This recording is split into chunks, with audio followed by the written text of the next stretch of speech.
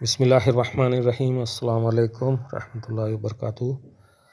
हाँ, तो कहानी कहाँ तक गया था। हाँ, महामंत्री सिपाही जो है, बच्चों सिपाही जो है, सुन रहे हो मैं? हाँ ओके, सोने वाले हैं।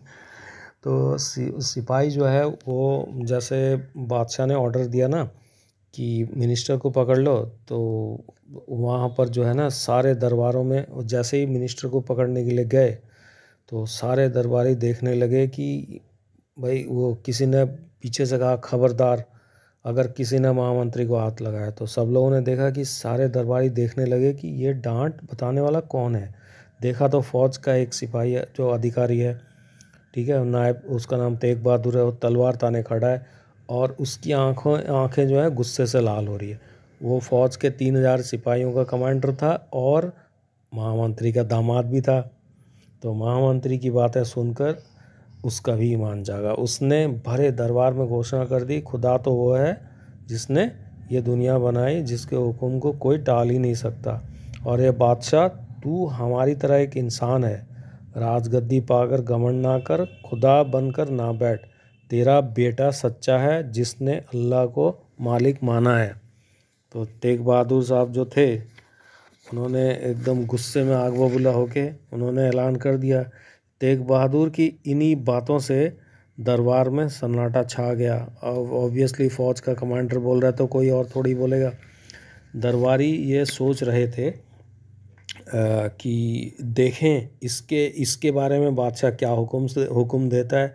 पर बादशाह तो बड़ा घमंडी था। उसने फ़ौज के सरदार की ओर देखा और हुक्म दिया कि इस नमक हराम को अपनी जंजीरों में जकड़ लो और उन दोनों बागियों के साथ इसे भी जला दो। तो सीपे सालार ने तत्कालीन फ़ौज के 200 सिपाहियों को बुला लिया। तेग बहादुर अकेला ही भरे दरबार में लड़कर जान देने पर तुल गया। लेकिन महामंत्री ने उसे समझाया कि बेटे, तुम अकेले फ़ौज का सामना नहीं कर सकते। अगर अल्लाह को मंजूर है कि हम जिंदा रहें तो ये बादशाह हमें नहीं मार सकता, और मुझे तो पक्का यकीन है कि अल्लाह हमें ज़रूर बचाएगा।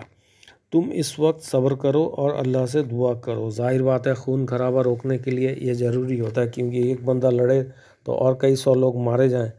तो मिनिस्टर जो होते हैं वो अक्लमंद होते ही होते हैं, फ़ौज के लोग बहादुर होते हैं, तो वो इसलिए भिड़ जाते हैं वो।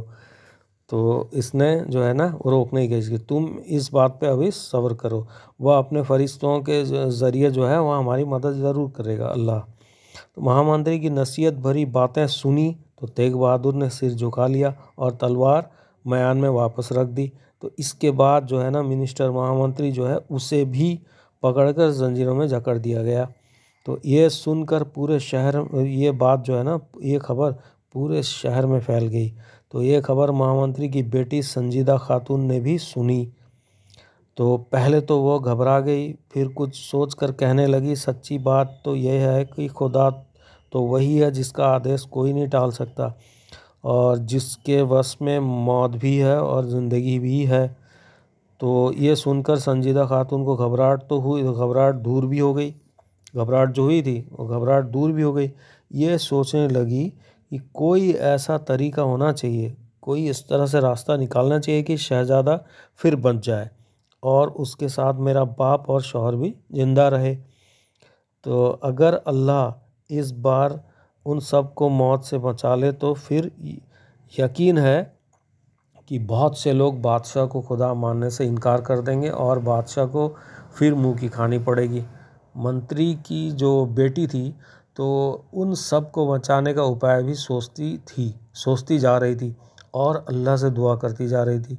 तो उधर उस घमंडी जो बादशाह ने तीनों को एक कोठरी में बंद करवा दिया, बेटे को, मिनिस्टर्स को और उसके दामाद कमांडर को, और पहरेदार लगवा दिया वहाँ पर सामने, और हुक्म दिया कि कोई चिड़िया भी इधर पर मरने ना पाए। शहजादा, महामंत्री और तेग बहादुर जो है ना तक, इन तीनों तक कोई भी चिड़िया पर पाना, कोई इनसे मिलने की भी इजाज़त नहीं दी। तो तीनों को कैद होने की खबर शहर में फैल गई। तो महामंत्री और तेग बहादुर को शहर के लोग बहुत मानते थे। वो सब बहुत बिगड़े और चाहा कि बिल्कुल मिलजुल कर कोई मतलब कैद खाने पर धावा बोल दें। सारे लोग एकदम बिगड़ के आग बबूला हो गए, सोचे कि कैद खाने पर धावा बोल के इनको छुड़वा ले। और तो मसला लेकिन वो जो है इतना आसान नहीं था। तेग बहादुर 3,000 फौजियों सिपाहियों का सरदार था। तो उन सिपाहियों को जो है अपने सरदार को कैद हो जाने का बड़ा दुख था।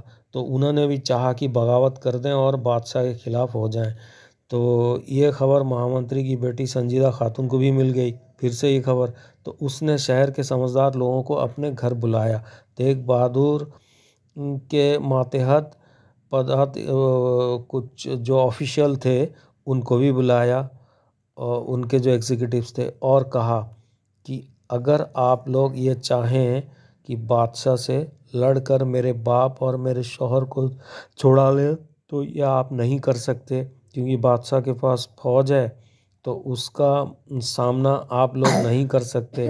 यदि ऐसे लोग ऐसे ऐसे किया तो मुफ्त में बहुत सारी जानें चली जाएंगी। तो इसलिए समझदारी से काम लेनी चाहिए। मैंने शहज़ादा, महामंत्री और तेग बहादुर की जान बचाने के लिए एक तरकीब सोची है। अगर आप लोग मेरा साथ दें तो उम्मीद है कि ये तीनों की जान बच सकती है। तो लोगों ने पूछा, ये क्या तरकीब है, भाई हमें भी बताइए।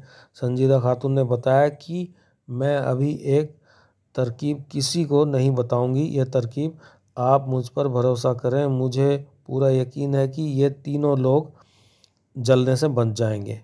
लोगों ने कहा कि ए मिनिस्टर की बेटी, यानी कि ए महामंत्री की बेटी, हम जो है तुम पर भरोसा करते हैं, लेकिन अगर इस बार भी शहज़ादा बच जाए और महामंत्री और तेग बहादुर भी ज़िंदा और सलामत हमारे पास आ जाएं, तो सारा शहर और बहुत से फ़ौज के जो अधिकारी हैं वो भी बादशाह को खुदा मानने से इनकार कर देंगे तथा शहज़ादे के साथ हो जाएंगे।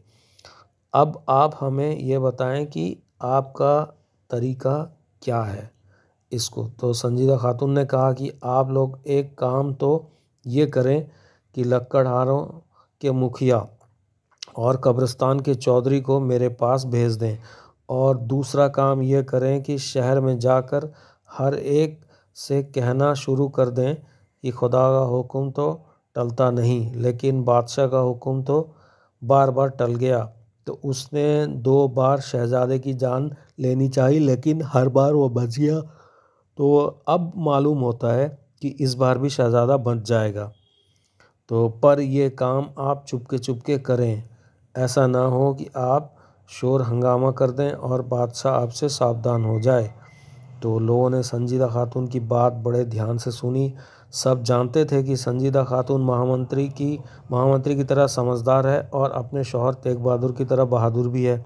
तो किसी न किसी तरकीब से सबको छुड़ा लेगी। सब ने वादा किया कि मुखिया और चौधरी को आपके पास भेजेंगे, और यहाँ से जाते ही हर एक बार बार ही कहना शुरू कर देंगे जो आपने बताया है। वैसे बहुत से लोग जो हैं वो कहते हैं कि ये न जाने कैसे खुदा है, उसने 2 बार शहजादे की जान लेनी चाहिए लेकिन वो बच गया। भला कभी ऐसा भी हुआ है कि खुदा ने कुछ चाहा हो और वो हो ना सके। तो ये लोगों के अंदर पहले भी ये बात फैल चुकी थी। उसके बाद जो लोग अब ये जो करेंगे वो जो है ना आग में घी का काम करेगा।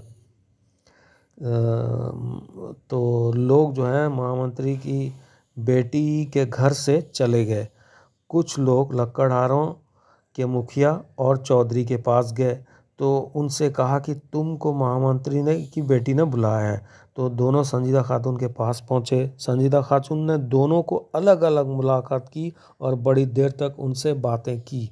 फिर हजार हजार अशरफियाँ की थैली उनको दी। तो दोनों ने संजीदा खातून से वादा किया कि जैसा आपने कहा है वैसा ही करेंगे। और इसी तरह से जो इन्फॉर्मेशन वॉर होता है वो इसी तरह से फैलता है। इसीलिए अच्छी ये जो टेक्निक है ये अच्छी बातों के लिए हमें लगाना चाहिए, इन्फॉर्मेशन वॉर। तो गलत बातों के लिए बहुत सारे लोग होते हैं, वो इस तरह का गलत अफवाह फैलाते हैं टीवी में यूट्यूब में भी। तो गलत चीज़ें नहीं, बातों सच्चों का हमेशा साथ देना है। तो लकड़हारों का मुखिया जो है और कब्रिस्तान का चौधरी दोनों महामंत्री की बेटी संजीदा खातून से मिलकर अपने अपने घर चले गए। और शाम को मुखिया ने लकड़हार को बुलाया, बादशाह का हुक्म सुनाया। 2 दिन के अंदर मैदान में लकड़ियों के ढेर लगा दिए गए। लकड़हारों ने जवाब दिया, जैसा हुक्म हो आप उसी तरह बताएं, उसी तरह ढेर लगा दिए जाएं। तो मुखिया ने भी लकड़हारों के 5-5 रुपया इनाम दिया और कहा कि मजदूरी भी अच्छी खासी मिलेगी। दूसरे दिन सैकड़ों लकड़हार जंगल से लकड़ियां लाने लगे। तो मुखिया ने निशान बनाकर एक कोठरी के बराबर जगह बता दी और कहा कि इतनी जगह छोड़कर इसके आसपास लकड़ियों का ढेर लगाना शुरू कर दो। लकड़हारों ने ऐसा ही किया। 2 दिन के अंदर लकड़हारों ने जंगल का जंगल काट डाला और मैदान में लकड़ियों का एक बड़ा पहाड़ खड़ा हो गया। ठीक है, शहर में, पूरा शहर में। तो फिर तो प्यारे बच्चों, अभी हम लोग हुमैद आज एंड करते हैं। तो you are going to sleep. तो ठीक है, तो इंशाल्लाह अगले बार ये सुनेंगे। स्टोरी अभी भी कंटिन्यू है, ख़त्म नहीं हुआ है। तो बहुत ही इंटरेस्टिंग होता जाएगा आगे। तो मिलते हैं इंशाल्लाह नेक्स्ट वीडियो में। Thank you very much. और प्लीज़ वीडियो को लाइक करें और चैनल जो है one man Islamic research TV को सब्सक्राइब करें। जज़ाकल्लाह खैर।